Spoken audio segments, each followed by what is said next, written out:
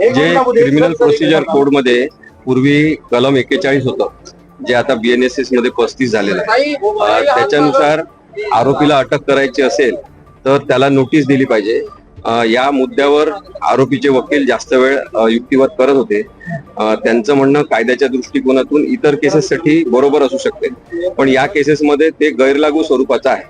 कारण की जेव्हा अटक करण्यासारखा गुन्हा नसेल त्यावेळेस 41 ची नोटीस दिली पाहिजे आणि चौकशी केली पाहिजे, असं सुप्रीम कोर्टाने अर्नेश कुमारच्या जजमेंटमध्ये सांगितलेलं आहे. परंतु जेव्हा पोलिसांनी आता नवीन BNSS कायद्यानुसार पोलिसांनी कारण दिले पाहिजे की अटकेचे कारण काय काय, तुम्हाला अटक का करतो आम्ही, याच्याबद्दलचे कारण कोल्हापूर पोलिसांनी दिलेले आहेत आणि त्यामुळे त्यांना केलेली अटक कोणती बेकायदेशीर नाही. दुसरी गोष्ट, त्यांनी गुन्ह्याच्या तपासामध्ये FIR दाखल झाल्यापासून कोणतंही सहकार्य केलेलं नाही. त्यांच्या म्हणण्यानुसार, म्हणजे आरोपींच्या म्हणण्यानुसार, ते फरार नव्हते, ते सतत हजर होते. या कोर्टामध्ये हजर होते, त्या कोर्टामध्ये हजर होते. म्हणजे काय की वकिलांच्या मार्फत त्यांनी जे अर्ज केले होते याचा अर्थ आपण असा धरायचा की ते हजर होते. आणि दुसरा, त्यांनी एक गोष्ट सांगितली की नागपूरच्या पोलीस स्टेशनला त्यांनी अर्ज दिलेला होता की माझ्या आवाजाचे नमुने कधी घ्यायचे आहे ते सांगा, मी यायला तयार आहे. आणि मग त्यांचं म्हणणं असं आहे की पोलिसांनी आम्हाला बोलवलंच नाही. आता अर्ज कोणी दिला, अर्ज केव्हा दिला, आपल्याला काही माहिती नाही, त्याच्यामुळे मी त्याच्याबद्दल बोलू शकत नाही. परंतु जो आरोपी समोर उपस्थितच नाही, ज्याच्या पत्त्यावर तो नाही आणि तो कुठे आहे माहिती नाही, त्याला पोलिसांनी कुठे बोलवायला जायचं?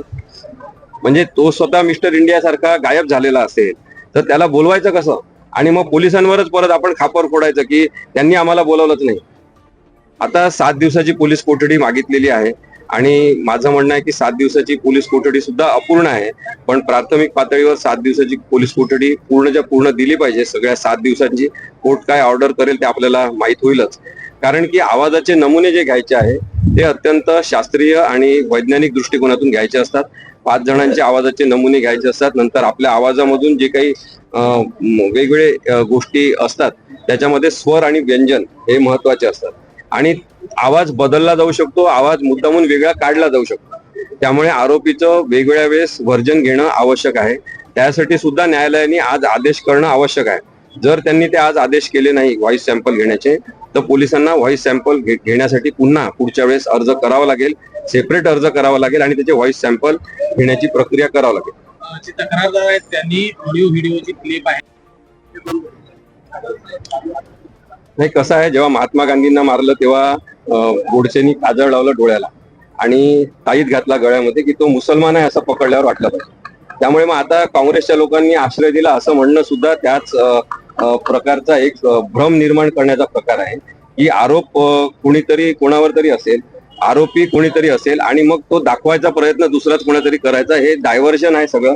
काँग्रेसचे कोणी लोकांनी असं केलं असेल असं माहित नाही मला, पण त्यांनी केलं असेल कोणी तर त्या थातूर मातूर नेत्यांना सुद्धा अटक झाली पाहिजे.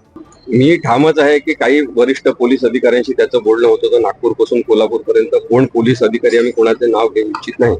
परंतु मी इथले SP महेंद्र पंडित, त्यानंतर इन्व्हेस्टिगेशन सुरुवातीपासून करणारे धाडे साहेब जे PI आहेत, त्या सगळ्यांचं खरोखर अभिनंदन करतो आणि हे सांगू इच्छितो की महाराष्ट्रातल्या पोलीस दलामध्ये अनेक चांगले पोलीस आहेत. राजकीय लोकांनी जर त्यांच्यावरचा दबाव काढून घेतला तर ते एका दिवसात सगळी चौकशी करून महाराष्ट्रासमोर मांडू शकतात. त्यांच्यावर राजकीय दबाव असल्यामुळे पोलिसांचा गैरवापर याच्यामध्ये काही जणांचा झालेला आहे. हे वास्तव आपण नाकारून चालणार. गाडी कोणाची होती मला माहित नाही. आता त्यांनी तर त्या 6.5 कोटीच्या वगैरे सगळ्या गाड्या वापरण्याचं पण रेकॉर्ड केलेला आहे.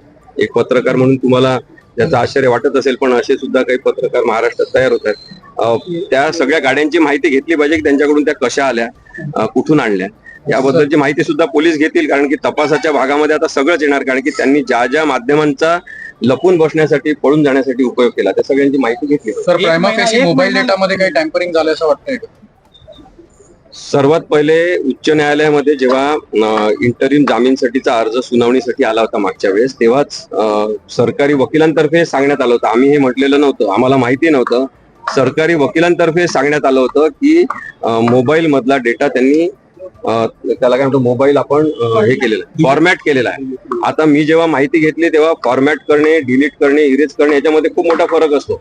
त्यामुळे फॉर्मॅट केलेला डेटा बरेचदा मिळू सुद्धा शकत नाही. आता आरोपींचं म्हणणं असं आहे कोर्टामध्ये की त्यांच्या मोबाईलवरून यांना फोन आलेला आहे हे सिद्ध झालेलं आहे जवळपास. त्यामुळे बाकीचा डेटा कशाला पाहिजे, त्याची काय गरज आहे? त्याची गरज आहे कारण की मोबाईल हे जर माध्यम असेल धमकी देण्याचं, तर याच्यापूर्वी तुम्ही कोणाकोणाला काय काय पाठवलं, यांच्याशी संवाद झाल्यानंतर तुम्ही कोणाकोणाला काय पाठवलं, कोणाला काय कळवलं, हे सुद्धा कळणं आवश्यक आहे. कारण की याचा अर्थ तुमच्या सोबत अशा गुन्ह्यांमध्ये सहभागी असलेले लोक कोण आहेत याची माहिती नक्कीच पोलिसांसमोर आली पाहिजे. गेल्या सुनावणीच्या